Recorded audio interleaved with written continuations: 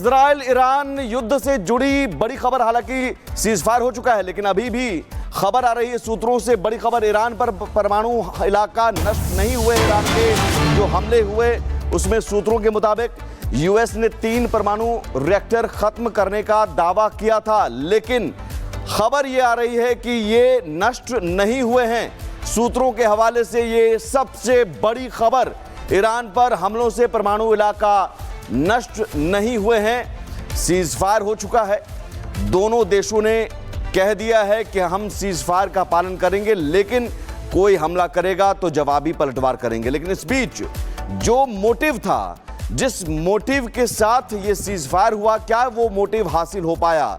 जो Natanz, Fordow और Isfahan परमाणु केंद्र हैं, जहां पर B-2 बॉम्बर से GBU-57 बंकर बस्टर बम गिराए गए थे, 13,600 किलो के वो बम, और दावा यह था कि परमाणु केंद्र नष्ट हो गए हैं। और इजराइल का कहना है कि अब ईरान परमाणु हथियार नहीं बना पाएगा, उसका परमाणु कार्यक्रम कई साल पीछे हमने धकेल दिया। लेकिन यह खबर इजराइल और अमेरिका की चिंता बढ़ाने वाली है।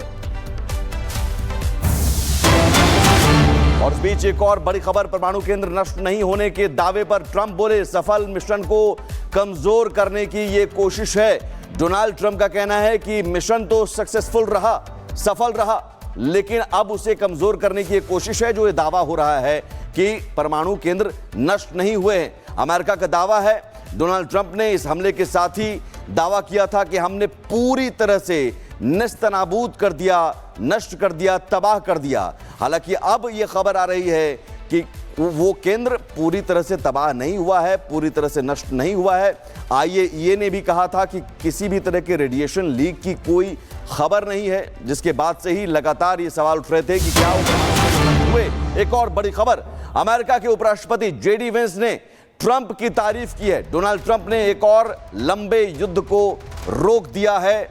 JD वेंस का यह कहना है, ईरान इजराइल युद्ध को रोक दिया, 12 दिन तक यह युद्ध चला और अब युद्ध विराम की घोषणा सबसे पहले डोनाल्ड ट्रंप ने की थी। हालांकि सीजफायर की घोषणा के बाद भी ईरान ने बैलिस्टिक मिसाइल से हमला किया था इजराइल पर, और इजराइल के तेल अवीव में रिहायशी इलाकों पर मिसाइल गिराए गए थे, जिसमें इमारतों को नुकसान पहुंचा था।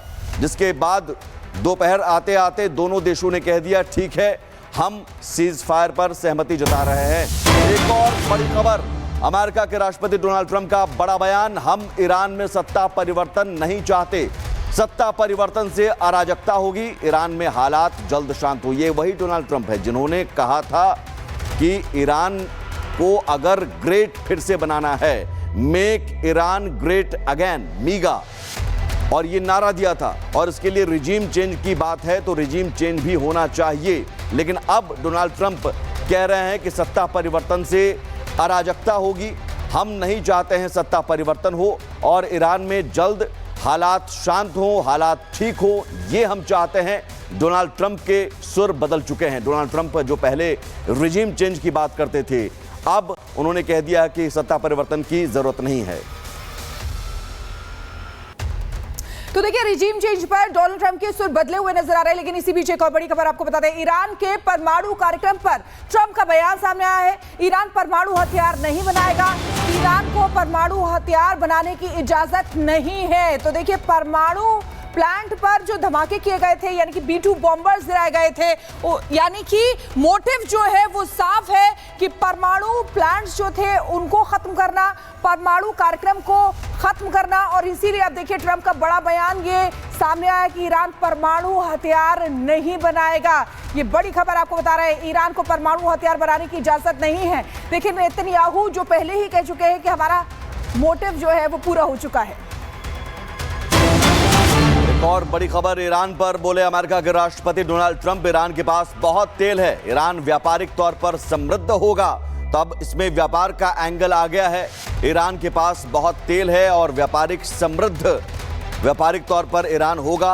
अमेरिकी राष्ट्रपति डोनाल्ड ट्रंप का यह बड़ा बयान सीज फायर के बाद अब ईरान से क्या ट्रेड डील को लेकर बात होगी, तेल के व्यापार को लेकर बात होगी, ये इशारा डोनाल्ड ट्रंप, जो कि खुद भी राष्ट्रपति हैं लेकिन उससे पहले एक बड़े और सफल बिजनेसमैन भी और हर चीज को ट्रेड डील के जरिए, ट्रेड एंगल से देखते हैं। यहां पर भी क्या वो एंगल सामने आ चुका है कि अब ईरान के पास बहुत तेल है, तो चलिए अब तेल का व्यापार करते हैं। और इसी बीच एक और बड़ी खबर आपको बता दें, ब्रिटेन के प्रधानमंत्री स्टार्मर का बयान सामने आया है। ईरान इजराइल के बीच सीज फायर कायम रहना चाहिए, ईरान को परमाणु हथियार बनाने की इजाजत न मिले, ईरान को बातचीत की टेबल पर आना चाहिए, ये स्टार्मर ने कहा है। तो देखिए बड़ी खबर आपको बता रहे हैं, ईरान इजराइल सीज फायर पर भी यहां पर बोले हैं ब्रिटेन के प्रधानमंत्री। स्टार्मर का बयान सामने आया है कि जो सीज फायर है वो कायम रहना चाहिए, यानी कि 12 दिनों तक चला ये युद्ध अब रुक गया है, थम गया है, ईरान को परमाणु हथियार बनाने की इजाजत न मिले। एक और बड़ी खबर सीज फायर के बाद अब ईरान का इजराइल को धमकी, कहा सीज फायर तोड़ा तो भुगतना होगा विनाशकारी अंजाम। सीज फायर तो हो चुका है लेकिन धमकी भरी भाषा का इस्तेमाल हो रहा है। ईरान और इजराइल एक दूसरे के लिए कह रहे हैं कि सीज फायर तोड़ा तो अंजाम भुगतना होगा। इजराइल ने भी कहा, ईरान ने भी कहा कि अगर अब हमला हुआ तो जवाबी कार्रवाई होगी, जवाबी पलटवार होगा, जोरदार पलटवार होगा। तो क्या ये सीज फायर इस धमकी भरी भाषा के बीच टिका रहेगा, क्योंकि दोनों तरफ से इस तरह की भाषा का इस्तेमाल हो रहा है। सीज फायर तोड़ा तो भुगतना होगा विनाशकारी अंजाम। सीज फायर के बाद ईरान का इजराइल को धमकी, ये बड़ी धमकी दी जा रही है। तो 12 दिनों तक चले खून खराबे, मिसाइल हमले और तनाव के बाद आखिरकार ईरान और इजराइल के बीच सीज फायर हो गया है। लेकिन क्या ये शांति स्थायी होगी या सिर्फ अगली जंग से पहले की ये शांति है? ये रिपोर्ट देखिए।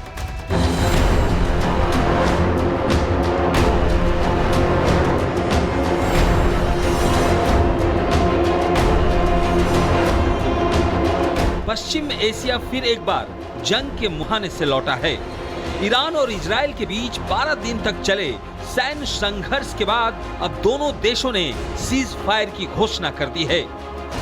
इस जंग में सैकड़ों लोगों की जानें गईं और हजारों बेघर हो गए। सूत्रों के मुताबिक इस सीज फायर के पीछे बड़ी भूमिका रही अमेरिका, कतर और यूरोपियन यूनियन की। अमेरिका ने बैक चैनल डिप्लोमेसी के जरिए तेहरान और तेल अवीव दोनों पर दबाव बनाया।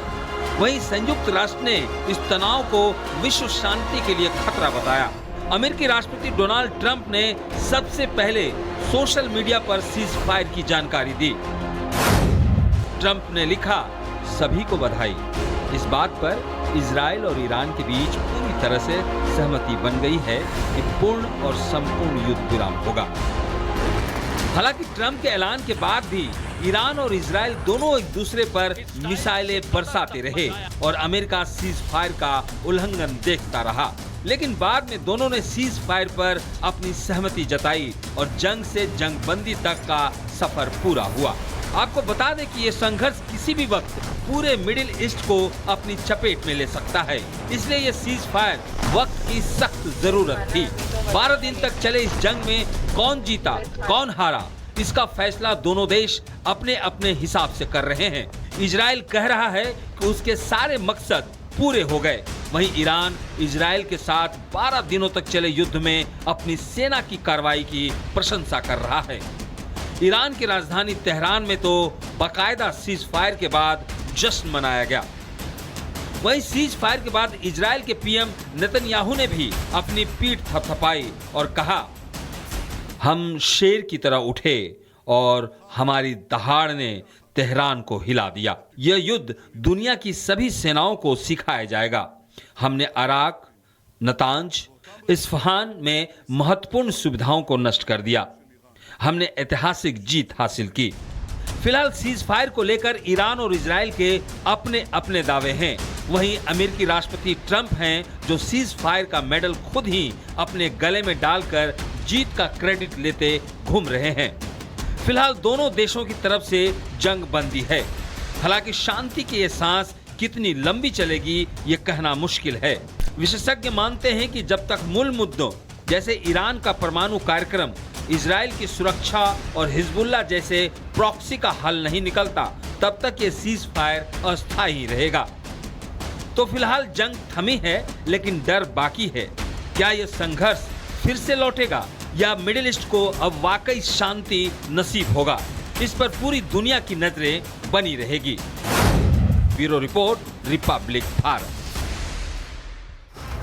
तो ईरान इजराइल युद्ध फिलहाल थम गया है, लेकिन इस युद्ध में किसको कितना नुकसान हुआ है ये हम आपको ग्राफिक्स के जरिए बताते हैं। देखिए, इजराइल की अगर बात करें तो 300 से ज्यादा एयर स्ट्राइक इजराइल में हुई है, वहीं 600 बैलिस्टिक मिसाइलों से हमला ईरान में हुआ है। तो ये ईरान की तरफ से किया गया। इजराइल में अगर कहें तो 30 से ज्यादा लोगों की मौत हुई है, वहीं ईरान की अगर बात करें तो 800 से ज्यादा लोगों की मौत हुई है, यानी कि ईरान को ज्यादा नुकसान हुआ है। इजराइल की बात करें तो सैन्य कमांडर के मारे जाने की पुष्टि नहीं है, ऐसा कहा जा रहा है, लेकिन ऐसी पुष्टि नहीं है। ईरान में अगर कहें तो 20 सैन्य कमांडर मारे गए हैं, ये बड़ी खबर है। आपको बता दें कि किस तरीके से ये बड़ी खबर उस समय आई थी कि कई टॉप लीडर्स है उनको मार दिया गया था। वहीं इजराइल की अगर बात करें तो तेल अवीव, हाइफा में भारी तबाही हुई है। ईरान की अगर बात करें तो देखिए कई परमाणु वैज्ञानिकों की भी मौत की जानकारी। मोसाद हेडक्वार्टर पर हमला यहां पर इजराइल में किया गया। और वहीं ईरान की अगर बात करें तो देखिए परमाणु ठिकानों का बड़ा नुकसान हुआ है। अमेरिका ने B-2 बॉम्बर से बड़ा नुकसान किया है।